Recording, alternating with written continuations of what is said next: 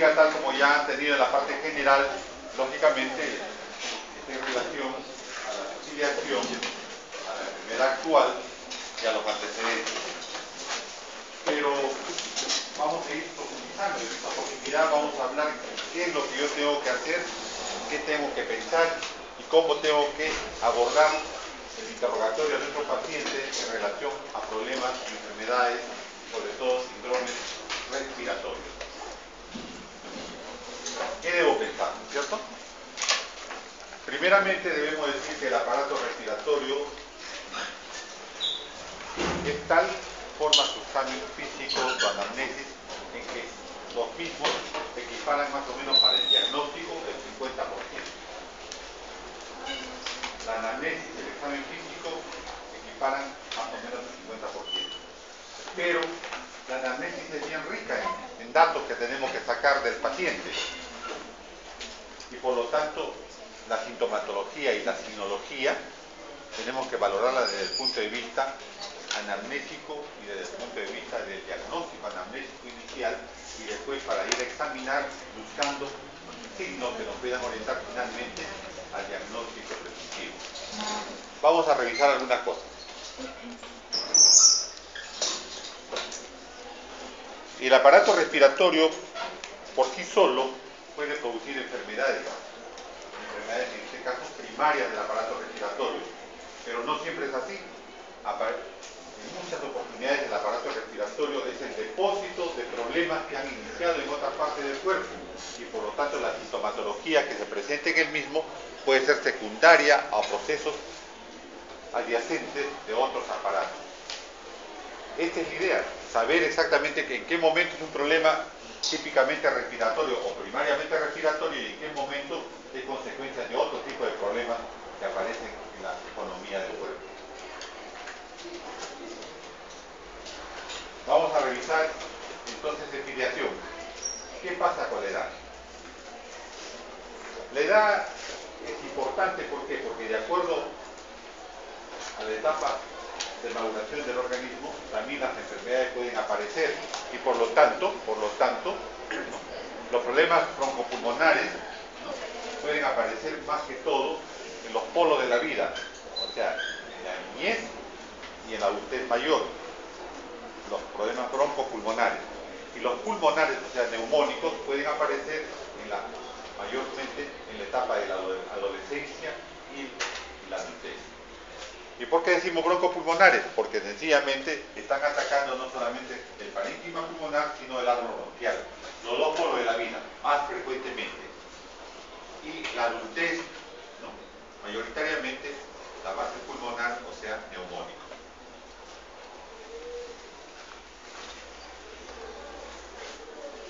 Paralelo a estos problemas puede haber problemas de broncoespasmo, o sea, colapso transitorio de la mucosa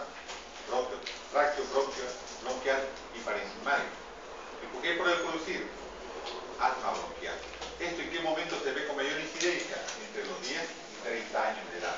Es menos frecuente en la niñez y es menos frecuente en la adultez mayor.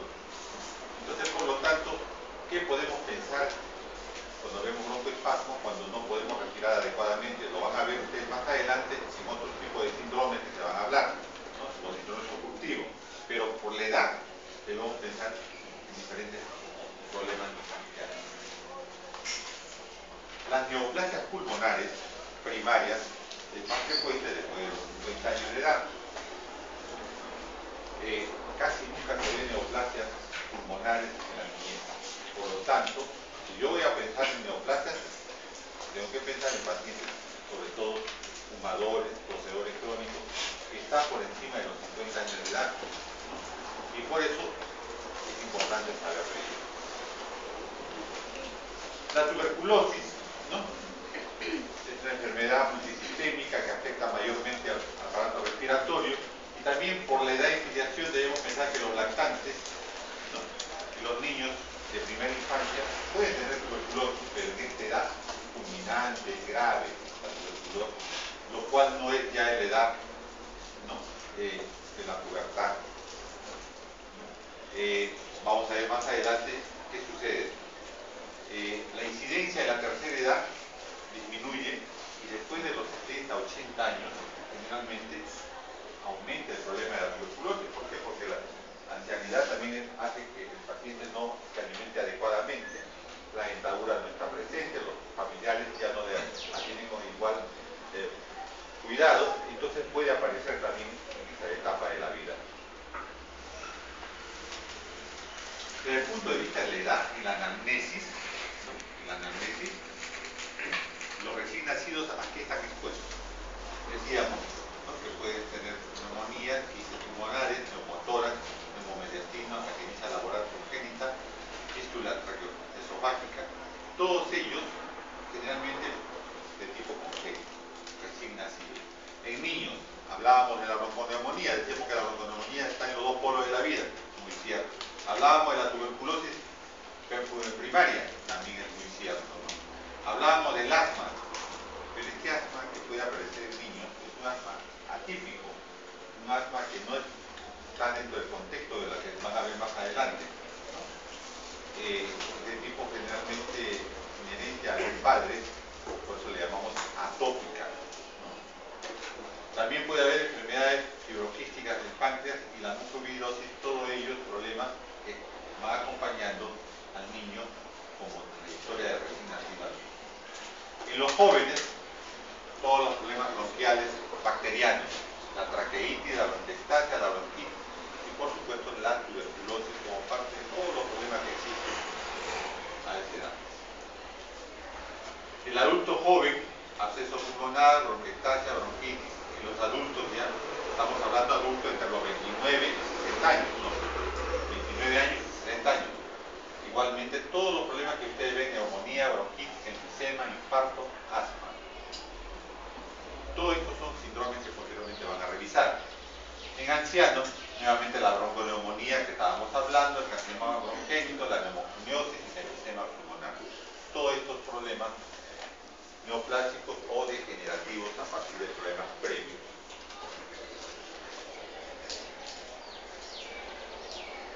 Por la filiación, ¿cómo se afecta a las enfermedades broncorespiratorias por sexo? El asma bronquial no tiene preferencia por el sexo, igual da a hombres y a mujeres. En cambio, la tuberculosis sí, a nivel de la pubertad, estamos hablando entre los 9 años y 19 años de edad, la adolescencia, es más frecuente en la mujer que en el varón. La familia busca más alimentar al hombre que a la niña. Después en la adolescencia la niña también se cuida por razones estéticas de comer menos. Entonces, todo esto hace que a la mujer en esta etapa de la vida sea la más expuesta a la tuberculosis en relación al varón.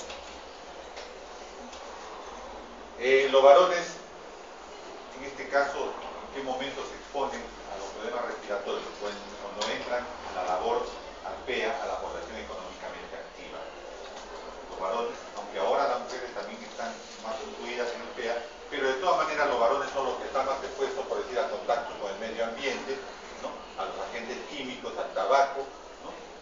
Y por lo tanto, en este momento de la vida los varones se afectan de la tuberculosis o de problemas respiratorios.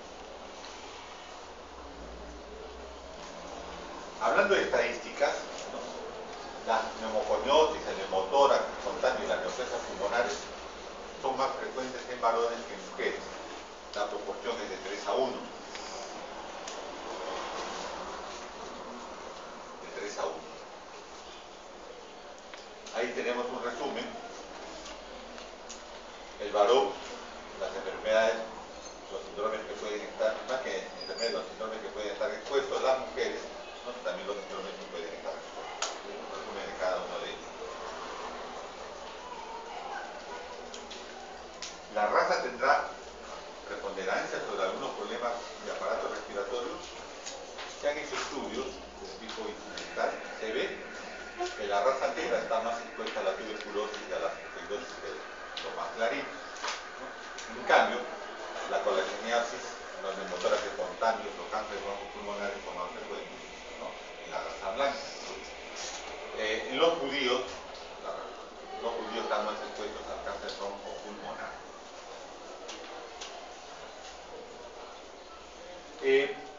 ocupación. ¿Cómo es que aparecen las enfermedades respiratorias? Sobre todo en pacientes que tienen actividades al aire libre, en pacientes que están expuestos a agentes atmosféricos tóxicos o agentes químicos. Todo esto les converso, ¿por qué? Porque la ocupación es muy importante para preguntar sobre problemas respiratorios. La afiliación, ya les he dicho en algún momento, no solamente para identificar a la persona, sino para poder orientar la enfermedad actual. La pregunta cerrada que debemos hacer nosotros, ¿no? Por lo tanto, nos ayuda a pensar en qué tipo de problemas puede estar expuesto el paciente.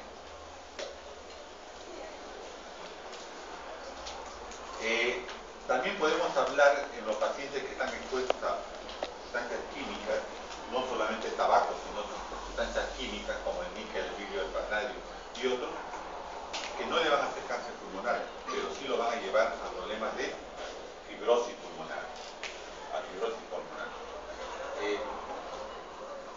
También los problemas respiratorios pueden estar asociados a problemas vegetales.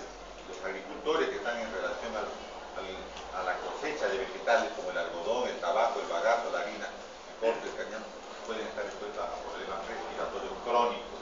Pacientes que vienen de la zona norte, que vienen de las azucareras, de donde se extrae la caña de azúcar y se industrializa la misma, pueden estar expuestos a problemas respiratorios sin tener que haber fumado. No pensemos que también el fumar puede producir fibrosis, no solamente el fumar puede producir bronquiectasia. Todas las sustancias que en forma crónica permanente están en contacto con la persona pueden producir el mismo. Entonces la ocupación es importante, por eso el preguntar sobre el tipo de ocupación. También las áreas geográficas asociadas a la ocupación. Personas que viven en las zonas centroandinas están más expuestos al diagnóstico pulmonar, al quiste diatídico, ¿no? En las zonas de producción ganadera, de vacunos, sobre todo Cajamarca, Junín, son las que pueden tener pacientes que tienen problemas de quistes diatídicos respiratorios o el pulmón en forma crónica. Finalmente debe estar una vómita. La vómita es la destrucción del quiste diatídico con sus membranas y sangre, ¿no? El antecedente previo, vivir en estas zonas, haber vivido en estas zonas y súbitamente ser expuesto a estos tipos de problemas. Los trabajadores de salud también están expuestos por el contacto directo con pacientes de tipo respiratorio.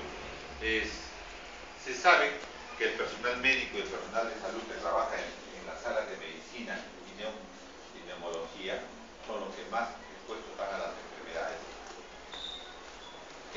La tuberculosis afecta a todos, por lo tanto van a tener en los hospitales médicos, generalmente de las salas de medicina interna, que se han afectado de tuberculosis. Estudiantes de medicina también, internos también. Por eso es que nosotros pedimos el problema de la mascarilla como elemento de vía seguridad. La mascarilla, el N95 que tiene la marca, puede ser cualquiera que ustedes conocen, está probado que evita el pasaje del bacilo de Koch. Por lo tanto, se les pide a ustedes usar el mismo.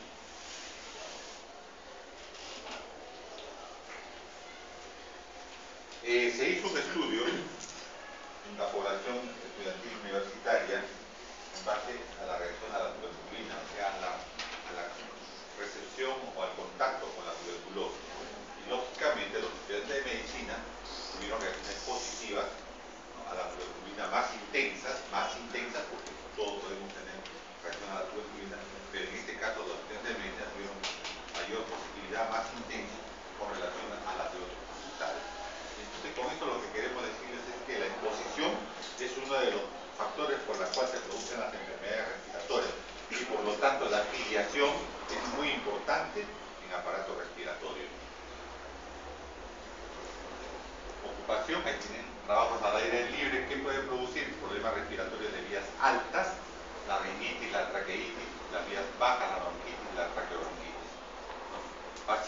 Personas que trabajan con aves, ¿verdad?, la ortosis y la exitosis, problemas respiratorios de tipo parasitario que pueden producir todos los síndromes que podemos conocer.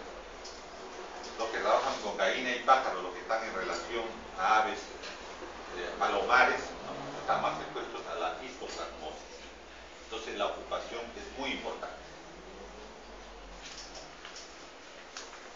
El síndrome de neumoconiosis es en relación a cualquier enfermedad que pueda producir casualmente el estado crónico de problema respiratorio. De acuerdo a lo que produzca, o al contacto que tengan, discúlpenme, no pueden producir las lisis.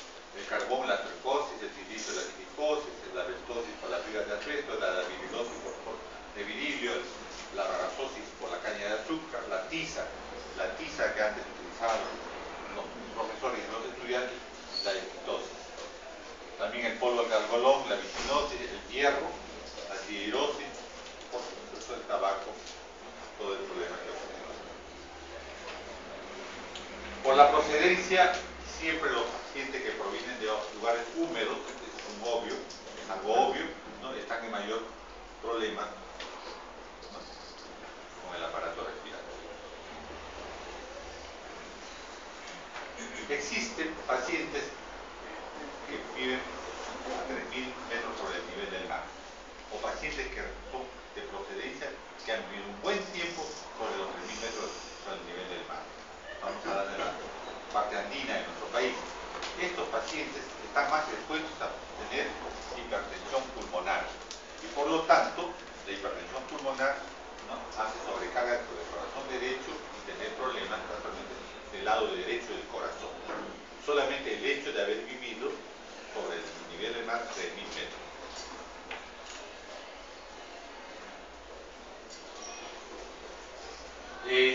La tuberculosis, enfermedad que insistimos en su presencia, es más frecuente en las áreas urbanas. Los pacientes de áreas urbanas, en ellos hay que hacer una investigación rápida sobre el problema de tuberculosis, sobre todo cuando tenemos hemoptisis, cuando tenemos baja de peso, cuando tenemos sudoración, cuando tenemos insuficiencia respiratoria crónica. Los pacientes que vienen en zonas rurales son menos expuestos. Entonces, es el otro hecho de la procedencia. ¿Muy bien? Visto la afiliación, quiero motivarlos a ustedes que hagan una afiliación adecuada, preguntando puntualmente cada uno de los elementos de esta identificación, nos servirá para volver a ver más adelante qué preguntamos en la historia clínica de enfermedad actual. Pero en la enfermedad actual también tenemos que preguntar por síntomas y signos. Los síntomas respiratorios altos, que lo vamos a revisar, la disnea, el dolor torácico, la tos, la expectoración y finalmente el hemoptisis. Acá vamos a hacer una revisión breve de los mismos, desde el punto de vista anamnésico, porque después el mecanismo fisiopatológico y su semiología lo van a ver en la siguiente reunión, después que terminemos la misma. La disnea tiene una definición muy simple. La disnea es una definición muy simple. ¿Qué cosa es? Es la sensación de falta de aire. ¿Por qué? Porque la disnea, su origen puede ser de varios ángulos de vista. Puede ser un problema respiratorio, puede ser un problema cardiovascular, puede ser la caja torácica o puede ser un problema emocional. Pero lo fundamental de la línea es la sensación de falta de aire. ¿En qué momento aparece la disnea? ¿No? Aparece cuando la ventilación minuto utiliza el 30% o menos de la ventilación máxima. En un determinado momento, la ventilación es menos del 30% y entramos en disnea. La etiología puede ser diferente.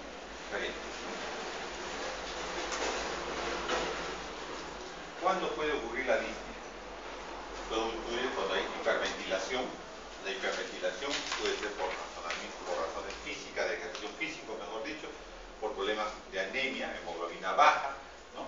Pueden ser por problemas metabólicos, puede ser por acidosis, ¿no? Puede ser problema neurológico, encefalitis. Todos estos tipos de problemas pueden producir disnea. También la disnea puede ocurrir porque hay disminución del espacio para el recambio alveolo-capilar. La superficie alveolar disminuye y por lo tanto, ¿esto en qué momento sucede? Cuando hay enfisema, cuando hay fibrosis, cuando hay atelectasia. Cada uno de estos elementos que estamos conversando, más adelante van a revisar qué es. La disnea puede también ocurrir ya no por problemas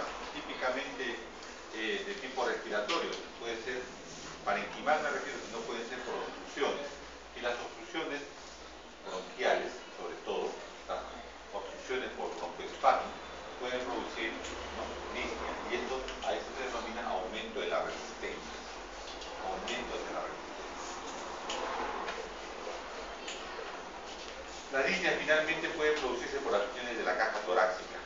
No hay parénquima, no hay problema bronquial, pero la caja torácica por diferentes motivos no tiene la capacidad de expansión. Los músculos intercostales tienen problemas, la columna dorsal tiene problemas y esto se debe a una hiposcoliosis, a una obesidad, a la poliomielitis, a la miastenia gravis.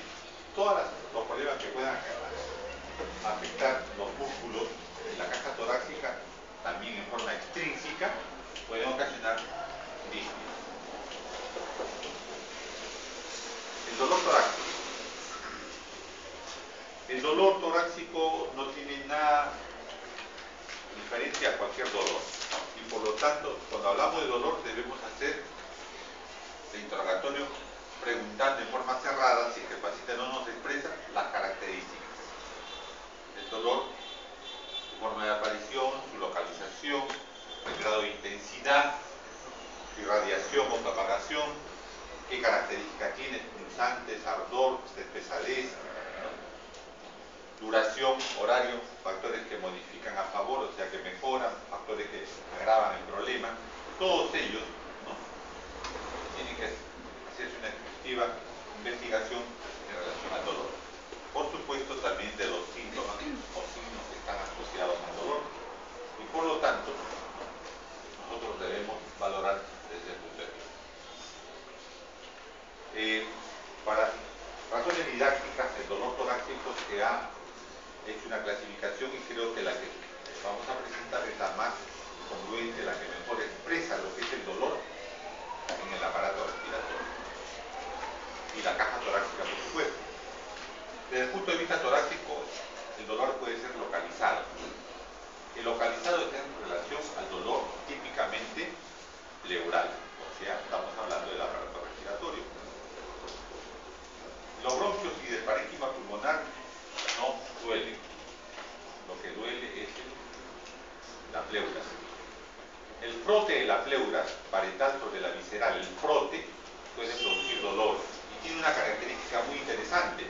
El dolor del frote pleural es un tipo cara y está en relación a la respiración. En la inspiración y la expiración el dolor existe.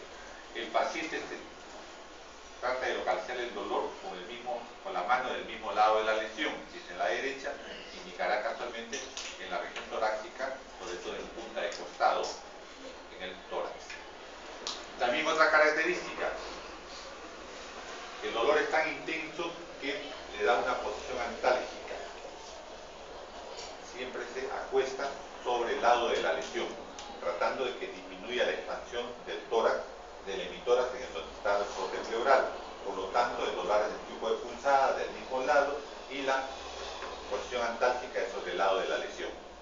Entonces, es un hecho muy interesante. Dolor localizado, dolor frote pleural. Cuando la pleura se expande, o sea, puede ser porque hay mejoría, o sea, desaparece el problema inflamatorio, o porque más bien se agrava, o sea, se llena de líquido, que llamamos derrame pleural, el dolor desaparece. Es otra característica. O porque se agrava o porque mejora, el dolor desaparece en el frote pleural. Hay que hacer algunos diagnósticos diferencial sobre mialgias, músculos intercostales, ¿no? El dorsal ancho, puede haber mialgias en la zona, ¿no? Problemas de neuritis intercostal, traumatismos también. También puede haber problemas condriales, una periostitis, ¿no? Y problemas de traumatismos leves o simples que pueden producir dolor en la caja torácica. Un diagnóstico diferencial con la enfermedad. Además de los dolores localizados, existe el dolor propagado. Estamos hablando siempre del dolor torácico. Y el dolor propagado es en relación a lesiones de la columna vertebral, los adyacentes como son la pseudoartrosis, la hernia discal, la hematoplasia vertebral, la compresión medular, todo lo que sea caja torácica será un dolor propagado en relación al dolor torácico. Ya tenemos dolor localizado, tenemos dolor propagado. Hay un tercer tipo de dolor en el tórax, el dolor referido. Son los que se producen por enfermedades no del aparato respiratorio, no de la columna ni de las costillas, sino por afecciones somáticas, como son la parte del corazón, o sea, la coronaria, problemas por debajo del tórax, gástricos, vesiculares, hepáticos o pancreáticos, lesiones a nivel del aparato abdominal, aparato digestivo, urinario, pueden producir en forma referida dolor torácico. Están fuera, dentro de la región torácica, pero producen dolor en dicha área. Finalmente, si no tenemos dolor localizado, referido, propagado, ya nos quedamos solamente con el dolor psicógeno. Siempre todo lo que es psicógeno, todo lo que hablamos de motivación psicógena, debemos pensarlo al final, no al inicio. Es torpe pensar en problemas psicológicos al inicio. Los psicógenos siempre lo pensamos al final cuando no encontramos problemas parenquimales o somáticos. Pues bien, el dolor torácico también existe, el de tipo psicógeno. Se dice que en el 30 al 40% de los dolores torácicos pueden ser de tipo psicógeno. Pero esto lo pensamos después de que hemos revisado desde el punto de vista anatómico. Otros elementos que más adelante lo van a revisar con mayor profundidad, pero que ya se lo voy presentando, es la tos y la expectoración. La tos tiene una definición, dice que es inspirar profundo y rápidamente, y hay cierre glótico con una contracción de los músculos expiratorios y se produce una expiración forzada que hable la glotis. Esa es la definición de la tos. Muy bien. La tos va sola. Si va sola, es una tos seca. Si la tos es productiva, estamos hablando que va acompañada de expectoración. Por lo tanto, la expectoración tiene que ser valorada desde el punto de vista objetivo. ¿Qué características tiene? ¿Qué color? ¿Qué olor? ¿Qué cantidad? ¿Cómo acompaña a la tos? ¿No? La expectoración. ¿La expectoración de dónde vendrá? ¿Vendrá del parénquima o vendrá del árbol bronquial? Bronquial, ¿cierto? El parénquima no produce expectoración. Es el árbol bronquial que va a producir, porque casualmente la sensibilidad va a llegar hasta el árbol bronquial. El parénquima pulmonar no tiene sensibilidad, por lo tanto, lesiones a nivel del parénquima pulmonar no produce tos. Una neumonía típica, parenquimalmente hablando, no produce tos. En cambio, una bronconeumonía sí, porque estamos hablando de compromiso bronquial. ¿Sí? Es una de las características desde el punto de vista semiológico que debemos recordar. Finalmente, la hemoptisis. También la van a revisar desde el punto de vista fisiopatológico, pero acá es para hablarles, ¿no?, que el sangrado por la boca, por la cavidad oral, puede ser problema de fixasis, problema de nariz, posterior generalmente, puede ser la quincborragia probablemente localizado, puede ser que venga del aparato respiratorio, hemoptisis, puede ser que venga del aparato digestivo, hematiamesis. Son las cuatro orígenes, son los cuatro orígenes del sangrado por la boca. Lo que más debemos hacer, porque la epistaxis y la quincborragia es más fácil asequible al examen físico. La diferencia que tenemos que tener mucho cuidado es con la hematiamesis y la hemoptisis. La hemoptisis tiene una característica. La hemoptisis, como viene del aparato respiratorio, es un sangrado limpio, rutilante, espumoso, por el oxígeno que puede haber. En cambio, la hematiamesis, que viene del aparato digestivo, generalmente es sucio porque viene con alimentos, puede ser oscuro porque puede ser de origen venoso, ¿no?, y el resto de la enfermedad actual no va a ser diferencial. Entonces, hemoptisis, hematiamesis, pistas, quincborragia, todos salen de la cavidad oral. En los antecedentes personales hay que preguntar, ¿no?, eso es importante, en todos los pacientes la convivencia con tuberculosos, la convivencia con personas que fuman, ¿no? ¿Para qué?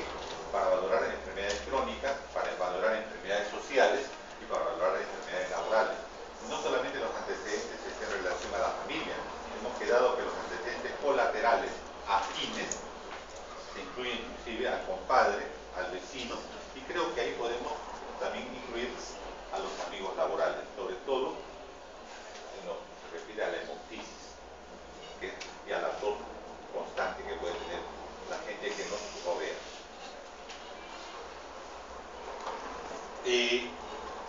Hay que recordar de las enfermedades que previamente ha tenido el paciente antes de la enfermedad actual. Puede ser un paciente que ha tenido previamente bronconeumonía, problemas pleurales, puede haber tenido cardiopatías, puede haber tenido fiebre reumática puntualmente, puede haber tenido o tener enfermedades de colágeno presentes en el paciente, o pueden tener enfermedades reumáticas. Hemos dicho al inicio que no todas las enfermedades son primarias del aparato respiratorio. Hay enfermedades que complican el aparato respiratorio a partir de su presencia crónica en el organismo. Por lo tanto, debemos preguntar en antecedentes este tipo de problemas cuando estamos ante pacientes que tienen la signología que estamos presentando. La exposición a materiales tóxicos, lógicamente en la afiliación ya hemos visto ocupación, solamente estamos haciendo redundancia en el asunto, ¿no?, que pueden producir problemas de enfermedad. Alergias previas que pueden haber hecho broncoespasmo en el paciente y que estemos ante un asma bronquial de fondo, es muy importante recordar nuevamente, ¿no? Ya hemos hecho la afiliación, pero reiteramos en la parte pulmonar. Historia de tabaquismo, pacientes que fuman, doctor, no fuma hace 20 años. No importa, señor, cuénteme cuántos cigarrillos fumaba hace 20 años. Fumaba 10 cigarrillos, doctor. ¿Qué tipo de cigarrillos fumaba? ¿Con filtros o sin filtros? Los que tienen filtros, lógicamente, están más expuestos a la nicotina y por lo tanto la exposición a mayor problema de neoplasia pulmonar, ¿no? ¿Cuántos cigarrillos y por cuánto tiempo? Aquí haya sido hace tiempo. Por supuesto, preguntarle por qué lo dejó. Doctor, lo dejé porque mi padre falleció de cáncer de pulmón. Hay antecedentes familiares que puede ayudar a pensar en que el paciente también está expuesto a lo mismo. Entonces, es importante así, haya dejado de fumar hace mucho tiempo. Generalmente la gran mayoría de pacientes pues, fuman en la adolescencia y en la juventud, pero los problemas no se ven en ese momento, se ven mucho más adelante, en la adultez o la adultez mayor. Por eso que algunos todavía seguimos fumando, a pesar de saber que es dañino para nuestra salud. Como les contaba anteriormente, los países han dejado de recibir impuestos, porque en el Perú mismo, la ley del trabajo médico, supuestamente en el momento que lo dieron, dice la ley, si lo leen ustedes, que el financiamiento estará a base del impuesto al tabaco. En ese momento, lógicamente, había impuesto al tabaco, ¿no? Pero todos los países han dejado de cobrar impuestos, porque saben que es más grave y curar es a pacientes que tienen problemas no solamente de neoplasia pulmonar, sino de fibrosis pulmonar, que lo vuelve un inválido respiratorio. Por lo tanto, hay que preguntar sobre todo ello. En los familiares, los problemas genéticos. Acá les he colocado algunas enfermedades típicas familiares que pueden predisponer o predisponen a los pacientes a problemas de enfermedades pulmonares crónicas. La pulmonar quística, el infección pulmonar por déficit de alfa 1, la antitoxina, la fibrosis quística, el asma bronquial, las teletitasis hereditarias, la tuberculosis pulmonar, los hongos y los linfomas. Todos estos problemas que en la familia pueden haber habido orientan también al agente etiológico en el paciente que tiene problemas respiratorios. Por lo tanto, la historia clínica es importante hacerla con el conocimiento, y con el conocimiento va la pregunta cerrada. Si yo me quedo en la pregunta abierta, significa que no tengo el conocimiento